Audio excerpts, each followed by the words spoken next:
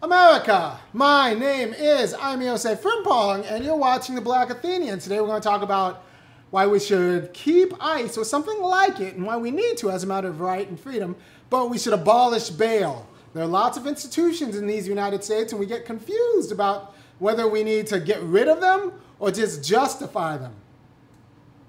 And this gets a lot of people confused and actually makes the left look stupid. So I'm going to explain why you need to keep something like ICE and even something like the police, but you can get rid of something like bail. All right, Matthew, hit the beat. To the beat, y'all. Yeah. Sound good to me. Never change the ways for the world or the government. If I was the president, then I would state facts. You leave it up to me, I paint the White House black and ain't no future in your front. All right, so we're back. And first things first, we have to give a, we're going to give a shout out to the Queen of Soul. Give me Aretha. All right, so yesterday Aretha Franklin died. It was meaningful to me because I like Aretha Franklin. I like her songs. It means something to me. Yeah. I'm Team Aretha Yeah. all the way. Patty can go somewhere. Patty can go. 76 is both old and not that old. So like I don't know.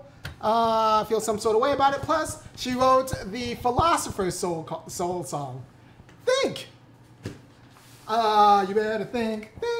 All right, so very important thing about that song, notice. We're going to go over another Aretha Franklin song after that. But notice that the most memorable refrain from the song Think is freedom, right? So there's a relationship between thinking and freedom that, lets your mind go from conventions, and then you'll have freedom. So You were putting me in my feelings. yeah, You were putting me in my feelings. I'm hearing it in my head. It's not an accident that the most popular refrain in Think is freedom. There's a link between thinking and freedom because what you're trying to emancipate yourself is not so much from a prison of the body with chains, but you're trying to emancipate yourself from a prison of the mind. So if you think, you can emancipate yourself from the prison of your mind. And that's why you study philosophy. You study philosophy because you're supposed to be emancipated from oppressive conventions. Conventions are just passed down ways of doing things that may or may not be good for you, but you do them because that's how your daddy did them, and that's how his daddy did them. And but if you think, you can actually emancipate yourself from those prisons of the mind. And that's why thinking is linked to freedom. I want to say my other favorite Aretha Franklin song is probably Baby, Baby, Sweet Baby, Wanna Just Be True and Give Me Just a Little Time. Wait a minute. So the most important part, yeah, I'm doing a little bit. He sings like I do a lot of things. Well, we've talked about the many jobs you've had, but you've never had a job as a singer yet. Yeah. You need a piano in a nightclub. Yeah, Yeah. I'll just be like one of these guys. You go to a karaoke bar and you'll find a lot of guys who work days, janitors, whatever. They go there and they sing My Way because they all did it their way, right? And now. I do. Yeah. So like you go to a karaoke bar, all these 60-year-old janitors singing My Way. Yeah. Anyway, but I like actually if you go to a karaoke bar and you want to think about me, I do That's Life because I've been a puppet, a pauper, a pirate, a poet, a pawn and a king. I've been up and down and over and out, and I know one thing: each time I find myself flat on my face, I just pick myself up and get back in the race, because that's life. So yeah. So, Hold on. You do karaoke? On occasion, from time to time. Black Athenian family outing will be karaoke. Next, yeah. Karaoke is a good time. You're clapping for strangers. And see, here's my thing with karaoke. Those of you who can actually sing and go do karaoke actually offend those of us because I didn't think karaoke was about people who could actually sing. No. And then like you can sing, Amani can blow. No, Amani can sing. Amani, sometimes my guest host here, she's actually really good at this. She's a really good singer. Yeah, she had me in tears. and you, you're gonna love it. Amani can sing very well. But let's talk about Aretha Franklin. And yeah, Since You've Been Gone. And then there's a development section in Since You've Been Gone where like, just be true and give me just a little time. Wait a minute. And it's very interesting because at that moment it gets very uneasy. Like she's like the song's straight and forward, but like she starts going into triplets because like she's talking about time. And then wait a minute. It's a very interesting little, little riff. So the Philosopher's Soul song is Think, and it links thinking to freedom as it emancipates you from the prisons of your mind. And, mine is Since You've Been Gone. But now let's talk about ICE and bail and why you should keep ICE but get rid of bail. This is why you should abolish bail. Bail emerged first and foremost as a means to get people to court. That's all it is. It's done all these other things. It funds whole governments, creates nice little white businesses for bail bond agencies, does a lot of other things, but its only legitimate purpose is to get your butt to court. The problem is it doesn't do that. It does everything else. It gets you arrested again because when you miss court, you get a fine. It keeps you in jail because you can't afford to get bail. You haven't been convicted yet. Like, you're still innocent. They just need to make sure you show up to court. Right? So they found out other things are better at that. Like, for example, giving you a phone call before your court date or having childcare available. My doctor calls me to remind me of my appointments with him. It would be nice if our legal system was like, hey, by the way, you have an appointment with us. Because while bail can be legitimized as a way to get you to court, its actual purpose is to fund whole businesses. So we can abolish bail and just find better ways to get people to court, like a phone call, like a text, like having childcare available. Like there are multiple different ways, there are multiple different impediments that keep people from going to court. And if that's the only way you can legitimize bail, then we need to get rid of bail because that just punishes poor people for being poor. And start using some of these other ways, like a phone call, an automated system. We can put a man on the moon, and I can just click, and Jeff Bezos will send me anything in my heart's desire in 2 days. So I'm sure we can automate a system that just calls people that says, your court date is tomorrow, don't forget. I'd like to point out we're still actually questioning that man on the moon thing. It's so an I'm not question. sure. I'm not sure. I mean, the flag waved. The flag waved. Like there was air in space. Like just saying. Waved.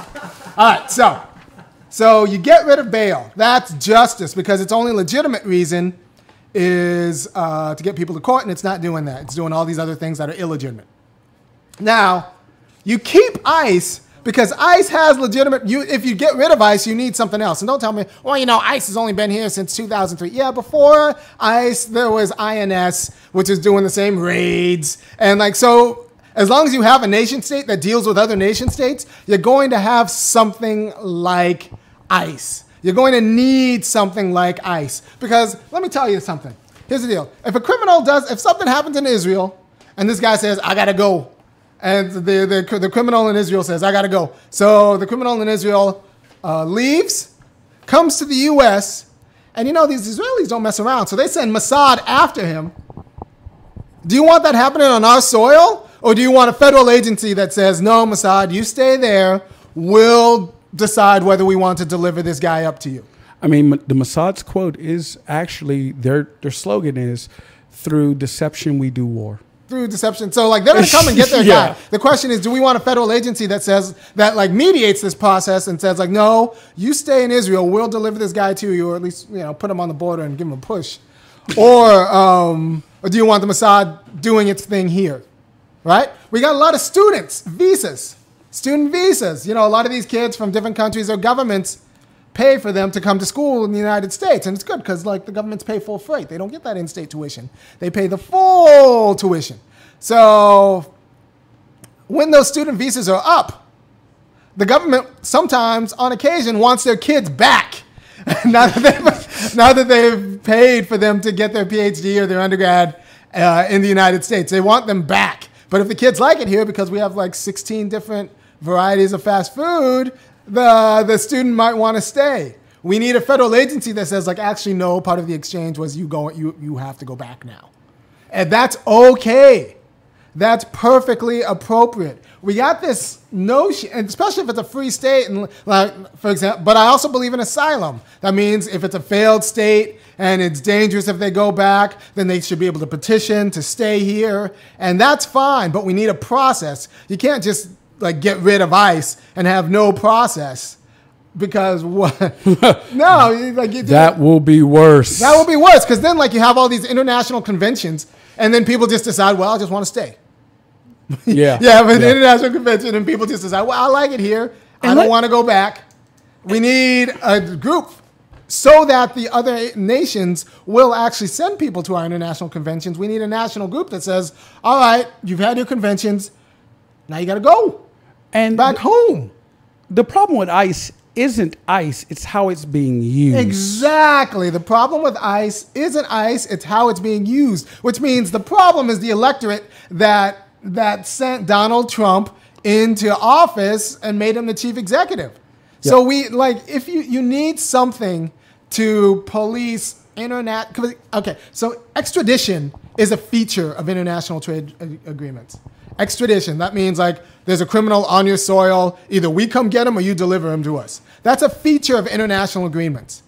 So we need a body that negotiates that feature of international agreements. We can't just have open borders like a failed state.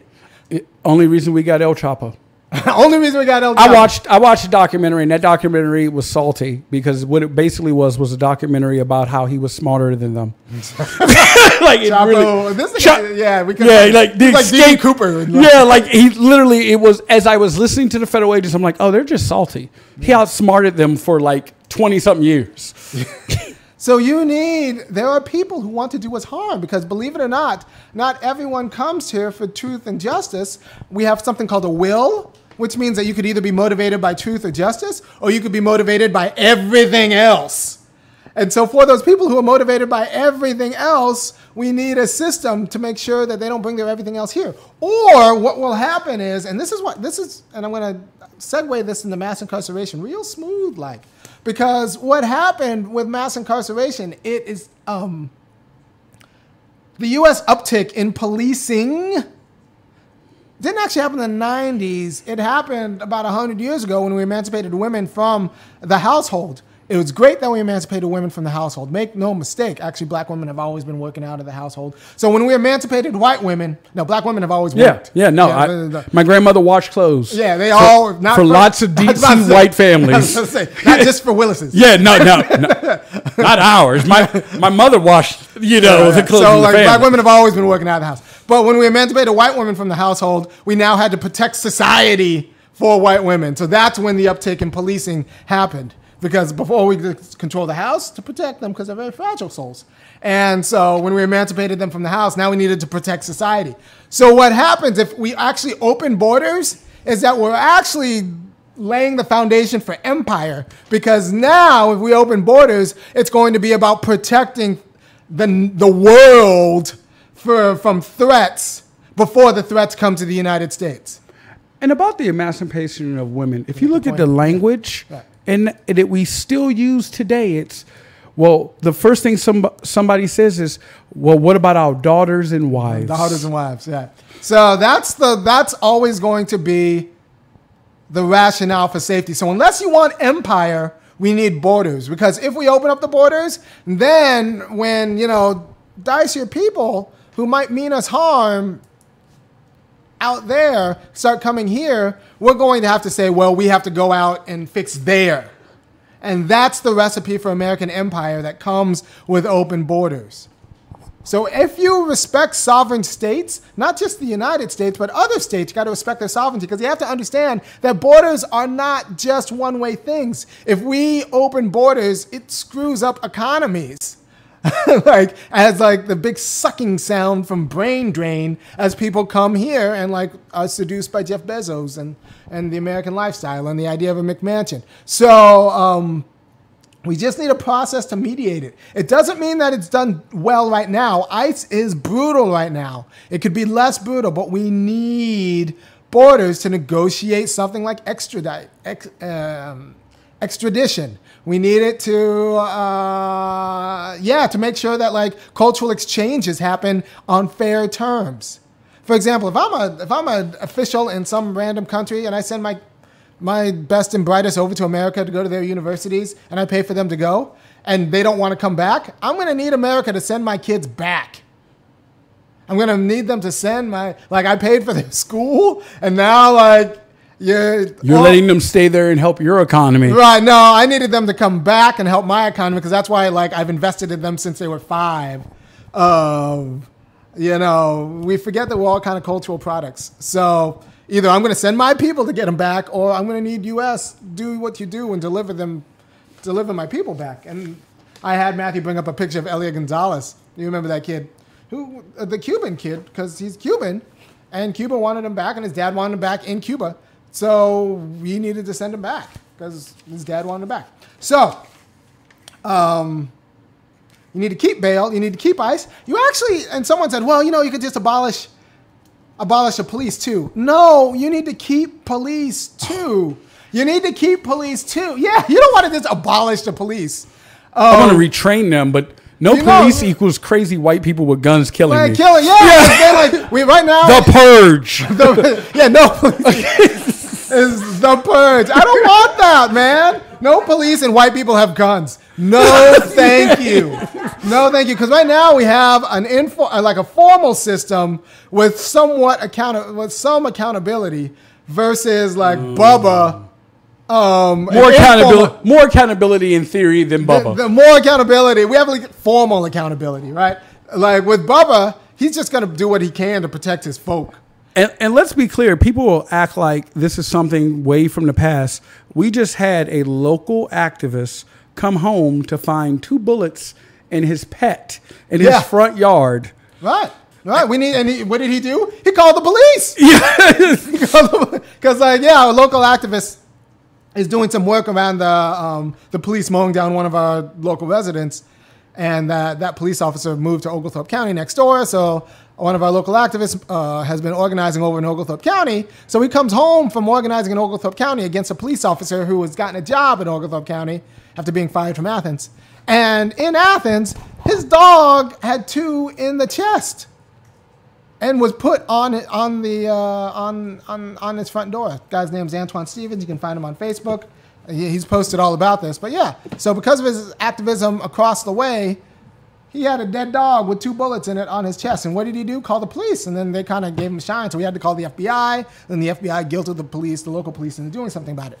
Anyway, you need police officers because if I say, this is my car, and someone else says, no, that is my car, we need to be able to go to a judge. The judge needs to come to a determination. That's what the criminal justice system's for. It's to come to a determination that we all recognize. And the judge says, no, actually, that's Iremy's car. Now, I have a legal determination for that car, including the paperwork for the car. But this other guy, because he might not be motivated merely by justice and right, we have a will that could be motivated by justice and right, or like anything other. He maybe really, really, really wants a car. He still might take my car. So I need to call somebody. We talked about this a few months ago, the story where the man called the police officer because of the neighbor, and the neighbor shot and killed him. I don't remember the case, but we did talk about this on the show. Okay, yeah, I'm just saying that right now we police badly. Yeah, we need police racialized. It's racialized, it's awful, but we need police as a factor of freedom. If anyone's going to secure my rights, I don't want to have to shoot this guy myself for my car, but if we need our rights secured, and because other people might not be motivated by respect for justice. We have a will, and this will could be motivated by truth and respect for justice, or it could be motivated by hunger, or it could be motivated by a pathology, or it could be motivated by many other things. So we need a police. We just need the police to be just and publicly accountable. Now, abolishing prison's tricky because maybe that's possible because there's not really a direct conceptual link between crimes and then a jail cell. So maybe with a robust healthcare infrastructure and a robust educational structure, and I don't know, I can be talked into abolishing prisons, but I can't be talked into abolishing police right, or ICE, because those institutions actually, when justified, are necessary to secure freedom. I mean, we could probably take some of that multi-billion-dollar prison industry and maybe do, what we claim we want to do with kids, some reform programs. We could do reform programs, like we could do mental health programs. Like prison can be shrunk to like 1/10 of its size, probably 1/20th. So like prison, we might be, you could talk to me about abolishing prisons. I'll be like, yeah, we can see if we can make that happen if we make all of these other things more robust. I did, by the way, unfortunately point out that likely they will actually get far more involved, liberals, with Anthony's situation now that an animal has been harmed. Yeah. If they would have shot Antoine Stevens, the activist, like there would have been maybe a candlelit memorial, maybe his picture on some shirts. Yeah. But shooting the dog. Shooting a dog, woo! So, Negroes or dogs, I don't know. Which ones does Americans care for more? So, dogs. I was going to let it bear. No, it's not. We lucky I didn't have a mic last week when you asked that question of are we a resource or people? I'm like, this country has answered that question multiple times. The assets, liabilities, or people? Yeah. So we need, because people have wills, and wills can be motivated by freedom, or they could be motivated by all sorts of other like pathologies. And so to secure us against people who would ignore just determinations about, say, like, this is my car, not your car, we need something like the cops. We need something like ICE to secure our borders. And liberals get themselves in a lot of trouble because every now and then Trump will say something that kind of makes sense, and they'll be like, First it was bigly. Turns out bigly's a word, so make fun of him all you want, and then you look in the dictionary and there it is. So next it was like, no, we're a nation. A nation needs borders to be a nation. He's right. A nation needs borders to be a nation. He's right. So like, talk to him about how he's going to police these borders and how stupid some of his actions of policing them. But like, he's right about we need borders to be a nation because we don't want, Russians hacking into our elections. You don't want, Mexican citizens voting in our elections. And Mexico doesn't want me voting in theirs. So part of what it is to be free is to actually control the institutions that mitigate your life. So that mediate your life. I'm currently making faces that is distracting irony because, there are probably some Mexicans I'd rather voted than some Americans. I'm just saying. Yeah. But like they don't want you. They don't want you over there voting and screwing up their elections. Their elections are dicey business. Yeah, it's dangerous being candidate over there. It's dangerous. I've read some reports. Now, let's be clear. Yeah. He says enough really dumb stuff that we can go out to the legitimate stuff. Like, don't when he says something that's reasonable, be like, you don't have to applaud him because we don't give cookies for being reasonable. No, but when he's talking about the space police, you should absolutely go after him. Yes. Like those are Medicare for all first. Before we need a new branch of the military called the Space Police. That Mike Pence is currently on a tour defending. I know. I heard him talk strong about it. Man, he was like, we need domination in space. All those asteroids we're worried about. Yeah. So there are measures we need to secure freedom that are appropriate and that are rational, given the enabling conditions of freedom. ICE is one of them. Cops are one of them. Bail is not one of them. Prisons may or may not be one of them. I think they can actually be abolished. But like we need to make a lot of other infrastructures more robust, including mental health and education and all these other things. But liberals, and this is, they want to just abolish all the institutions they don't like. I don't like school, so let's unschool our kids. No, not only like. The last thing we need is half of them educating someone. Exactly. No, it's not just, we need to justify school. They need school showing this program, the Black Athenians, in their civics classes every week. I need white people knowing what I know about American history. I don't need them unschooled. I need them schooled appropriately so that I can be free. I need, when liberals talk about how home ec is actually really good in destroying gender roles, that they include the idea that at home ec we should teach people about buying homes. Maybe about balancing a checkbook, not sewing a pillow. Right. Well, yeah. Maybe both. Yeah. I could use some sewing. I was just thinking about. I can sew. Well, I have a plan of getting my daughter when she's like 15 years old. I'll just pay for it to be an apprentice for a mechanic. I was thinking a mechanic, an HVAC person, and like maybe a plumber. 3 summers. I'll just pay for that. You don't need a summer job. Electrician. Ooh, I would use that today. My house has electrical issues, so I want my daughters to like know how to do more things. I didn't grow up with the dad kind of really, So my dad had books, not really tools. Yeah.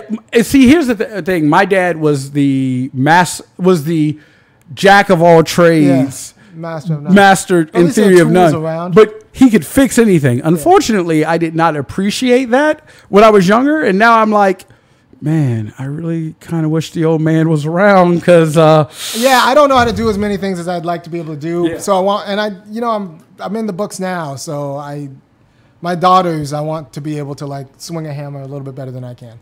Not completely inept, but I'm more inept than I'd like to be. I want them to be better apt. All right, so since we have some time, I'm going to talk a little bit about immigrants. All right, so here's another reason why we need ICE. Another thing that's bad with liberals, actually, they don't think you need to know anything. Since they don't see themselves as cultural products, they don't understand that you need to actually make Americans. And if you don't make Americans in the right way, they end up treating black people like garbage. You end up making Americans the wrong way. If you don't take the business of making Americans seriously, you end up making Americans who treat black people like garbage. So since I'm a black guy who cares about black guys, and since I'm a black worker who cares about black worker, I'm going to need every immigrant laborer to come who comes over here to know about the history of America treating black people a certain way and America treating laborers a certain way. So if you have... Yes. And understand the history. Because I think part of the problem is that a lot of people know the history and they just go, well, I can join that. I can be part of that club. Yeah, no, and you African immigrants are not much better because my dad was an African immigrant and I know a lot of African immigrants. They don't come over here for justice for Americans. They come over here because they weren't making enough money in Africa. So Killmonger said it best. Right. Actually, you said it best. Right. The 2 people in Black Panther that were about black Americans died at the hands of Black Panther. Yeah, that's the 2 people in Black Panther who wanted justice for black Americans died at the hands of the Black Panther. And you're all out there going Wakanda forever. Wakanda doesn't want you. They have borders and border security. Their ICE has sonic spears. Let me be very clear. I am all for Wakanda forever when you recognize the rightful king, Eric Killmonger, who won that fair and square and needs to be respected. Then I'll wear a Wakanda forever shirt. Like I'll put one on the back that's going to say only if Killmonger's the king. Only if Killmonger's the king. Wakanda's got ICE. Ice with you're right. Ice with sonic spears. Ice with sonic spears. They don't want you there. And they said it in the movie. Like, go look back to the conversation between the border tribe that protected his leader and T'Challa. He said clearly, immigrants bring their problems. Immigrants bring their That problems. sounds familiar to any of y'all? Yeah. So I just don't want them to be our problem, and they will be used by white supremacy against us. Every day in America, some white person tells some black person, well, look at the immigrants, they're doing fine. Every day in white America, that's happened. That's the strategy. And that's a strategy that immigrants don't mind as long as they get the job and get paid. And which is funny because these same people will talk about how Dr. King had a dream, but they don't talk about how when asked that very question, Dr. King pointed out no other group has ever been brought over here to be slaves. Right. So that's why descendants of slaves are different than other immigrant groups. I agree with that. And concentrated poverty by government policy. So there are immigrants who came over on boats. That's us. In chains, on boats. And then there are the people who came over on planes. There's a difference. Prisoners. Or the top of boats. On top of boats. The people that were on top of the boats seemed to get it pretty good. Yeah. So like we make a distinction. I mean, they came over, butchered entire people, claimed the country, put a flag down, and still to this day don't honor those agreements. Nope. And I just don't want that to be us. So Yes. you need to know all of that if you're going to want to be an American. And it's cool. I want you to be American as long as you're going to learn all of that. You're going to have to learn about labor relations and balancing employee-employer relations so you don't get used by employers to keep us out of a job, right? So, like, if you're willing to get the cultural education to become an American, a real American, not just one who, not the right kind of American, because to be an American right now is to treat black people like garbage. There's a great quote of Baldwin and How Americans Became White, excerpts the quote, but it's great. He's like, I'm tired of these immigrants. This is James Baldwin. I'm tired of these immigrants coming over here on Monday and calling me nigger by Wednesday. Yeah, yes, exactly. I'm tired of it. And so to avoid that, we just need the quality of cultural information. I'm for a path to citizenship. I want to design that path. And if you make that path, here, become a citizen. I have no problem. Yeah, because that's the thing. People seem to think that I've read some things where people misunderstand your stance on immigrants. Right. It's not that you don't want them here. You want them to have a clear path to Americans so that they no longer live at the whims of the political parties and what they are or not going to do. They're effectively second-class citizens right now who have to worry about which party gets elected and what that party may do. Yeah, I don't want them to have that kind of fear. I want them to be citizens. I also want them to have the cultural education that's appropriate for all Americans. We assume that all you need to be an American is to be like, on this soil. No, to be an American and to share power with me, I'm going to need you to know things. I'm going to need you to know things, or you're a problem, and you will be used against me. But if you learn these things that I'm going to need you to know, have your citizenship, man. Unless you're a person on a student visa and your government wants you back, and that was kind of a worked out thing between our government. So, like, that's more complicated. You might have to go back because, like. And let's be clear. There are many Americans that need to go back and understand. But we don't take cultural education seriously. We don't, and since we don't take it seriously externally, it gets internalized. And I've said this before, but it's worth repeating. How you do propaganda in a liberal democracy, in an authoritarian regime, you have a minister of propaganda who just like says, this is the truth, understand it, memorize it. There you go. You got a minister of propaganda. It's all very formal, and it's just like, that's North Korea. In a liberal democracy, you got to be a little bit clever about it. It's about what you omit, right? You can change an entire story by leaving out few details. I have a friend who's a therapist, and she always laughs about some of her lady clients come in and they say, well, my husband, he beats on me, he hit me, and it was real bad. What they omitted was it's possible that they threw a cup at his head first.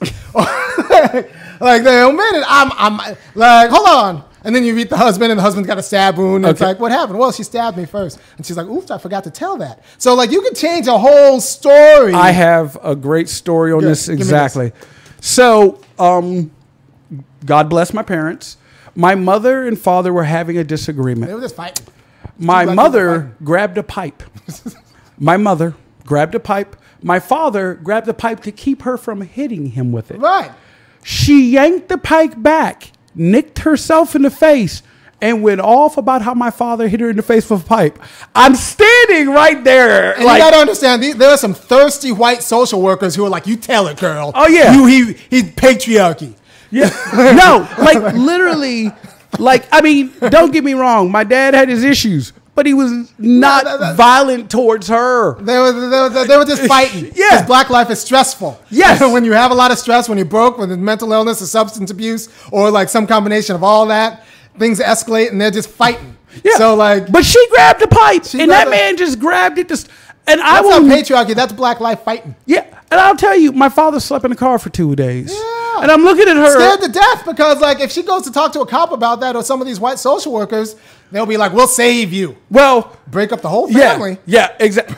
And, I'm looking at my mom like, you do know that I was standing there and, thing. like, you were going to hit the man with the pipe, lady. Like, he didn't introduce the pipe into the situation. Yeah, I love you to death, but you had the pipe. You swung it at him, and he just grabbed it. And then she yanked it back. It didn't kick back. I saw it clearly. She yanked it back and nicked herself. That just happened. And she hit herself in the face with the dang pipe. And like, he's 2 days in the car. I'm just shaking my head like, Meanwhile, he's still paying all the rent. No, that's black life. That's black life. So what I'm going to need from you is to take culture seriously.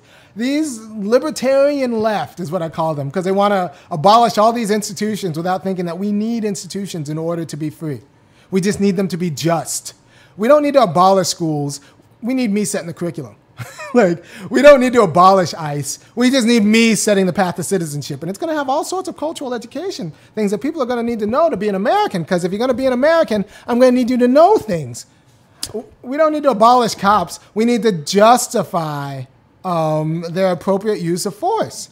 I think it's also important. I see in the chat someone's like, the difference between immigrants and refugees. We're very clear on that. We do know the difference between immigrants and refugees. Look, we're not talking about refugees. No, refugees are fine. Like, you need asylum because you have there's a failed state, and like, or we like bombed your state. We do that. That's fine. Come on over here. We'll have a process. There'll be a form, and we'll grant you asylum. That's fine. But just the idea that like you can have. And people seem to forget that we have a much bigger problem with Western Europeans coming to this country and not leaving than we do anywhere else. Yeah. You know, Melania's people. Right. So we need someone to process migration requests. Because if you're here on someone else's government and that other government wants you back, you might have to go back. If you created a crime, if you committed a crime somewhere else and you come here, I don't want them sending their police over here to get you. Especially if it's the Mossad. Especially if it's a Mossad. No, we'll decide whether to hand you over to Mossad. I just don't want the Mossad doing their dirty here. We have enough FBI dirty. I don't need Israeli dirty. So if we get abolish ICE, there's going to be some kind of ICE type thing that takes its place. Just like INS was there before ICE in 2003. We need to think about what just immigration policies look like, what a just path to citizenship looks like, what a just American looks like. Because if we just abolish all of these institutions, we're looking at empire real quickly, and America becomes the empire, the imperial center, as we then police the world to make sure when the world comes to America, they don't bring their problems with it. All right. So I'm happy to say I got Matthew back. Give the microphone. Let's welcome Matthew back. Say, Matthew, say a little bit about what you did this summer.